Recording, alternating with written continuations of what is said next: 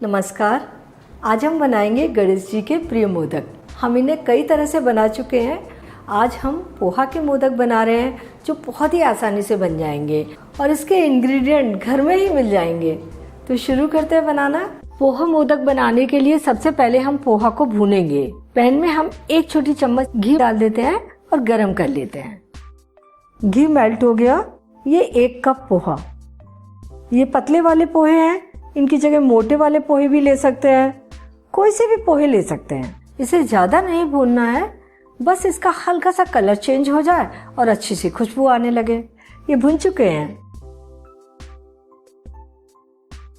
अब हम इसमें मिलाने के लिए ड्राई फ्रूट भून लेते हैं। ये हमने आधा छोटी चम्मच घी डाल दिया और ये 1 टेबल स्पून कटे हुए बादाम, 1 टेबल स्पून कटे हुए काजू, ये 1 टेबल स्पून पिस्ते बारीक कटे हुए। ड्राई फ्रूट आप अपनी पसंद से कोई भी कम ज़्यादा ले सकते हैं। इन्हें हम लगातार चलाते हुए हल्का सा भूनेंगे। इनसे भी अच्छी सी खुशबू निकलनी चाहिए। तो ये हमारे ड्राई फ्रूट भी भून गए। इन्हें प्लेट में निकाल देते हैं और ये आधा लीटर फुल क्रीम दूध इसे पैन में डाल देते हैं और बॉईल होने देते हैं। इधर दूध बॉईल हो रहा है। ये पोहे ठंडे होकर तैयार हो गए हैं। इन्हें हम पीस लेंगे। इन्हें एकदम बारीक पीसना है। ये पोहा हमने पीस कर ले लिया। दूध में उबाल आ गया। इसे इतना उबालेंगे कि ये आधा रह जाए। फ्लेम को तेज रखेंगे। स्पैटुला को इस तरह से पैन के एकदम तले में ले जाकर चलाइए और चारों ओर जो मलाई आ रही है उसे आप इस तरीके से स्पैटुला से निकालते रहिए। ये दूध उबलते उबलते आधा रह गया है और देखिए ये कितना थिक हो गया है। हमें ऐसा ही गाढ़ा दूध चाहिए। अब इसमें डाल रहे हैं आधा कप चीनी।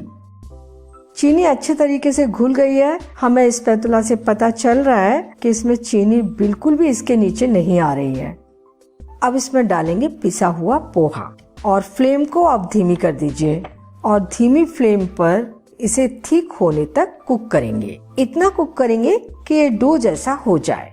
देखिए ये काफी थिक होता जा रहा है। जो ड्राई फ्रूट भून रखे थे हमने वो इसमें डाल देते हैं और आधा छोटी चम्मच इलायची पाउडर। मिक्सचर अच्छा थिक हो गया है और पूरी तरह से कुक हो चुका है। इसे प्याले में निकालकर ठंडा कर लेते हैं। अब ये ठंडा हो गया। इसे हाथ से छू सकते हैं और इससे मोदक बनाना शुरू कर लेते हैं। ये मोदक बनाने का मोल्ड है। मोदक बिना मोल्ड के भी बना सकते हैं, लेकिन मोल्ड से मोदक बहुत जल्दी बनते हैं और इनका शेप भी अच्छा आता है। इसे थोड़ा सा घी से ग्रीस कर देंगे। जरा सा घी बस इस तरीके से लगा देंगे। मोल्ड को बंद कर देंगे और इसमें डो थोड़ा सा डालेंगे और अच्छे तरीके से दबाएंगे ताकि अच्छी सी नॉक बन जाए। ये देखिए। और इसके बाद डो डालकर दबाते जाएंगे। ऊपर से एक जैसा कर लिया, एक्स्ट्रा डो हटा देंगे। अब मोल्ड को खोलेंगे और मोदक को पोलाइटली निकाल लेंगे। ये बन गया हमारा पोहा मोदक। सारे मोदक इसी तरीके से तैयार कर लेते हैं। ये थोड़ा सा डो बच गया है। इसका मोदक बिना मोल्ड के बनाते हैं। हाथ से दबाते जाएंगे। नीचे से चौड़ा बेस बन जाएगा। ये देखिए। और ऊपर की ओर नोक रह जाएगी। ये मोदक का शेप आ गया। और इसमें लाइन डालने के लिए चम्मच ले लें और इस तरीके से लाइन डाल लें। घुमाते जाते हैं और थोड़ी थोड़ी दूर पर लाइन बनाते जाते हैं। ये हमारा हाथ से बना हुआ मोदक। सारे मोदक बनाकर तैयार कर लिए। इतने डो से 18 मोदक बने हैं। बहुत ही ज्यादा टेस्टी बने हैं। इन्हें बनाना भी आसान है, ये तो आपने देखा ही।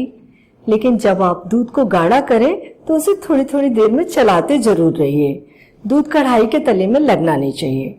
इसके बाद पोहे का पाउडर मिलाइए और थोड़ा सा डो फॉर्म में आने तक उसे कुक कर लीजिए। बहुत ही अच्छे मोदक बनकर तैयार होंगे और ये मोदक आप फ्रिज में रखकर 4-5 दिन तक खा सकते हैं।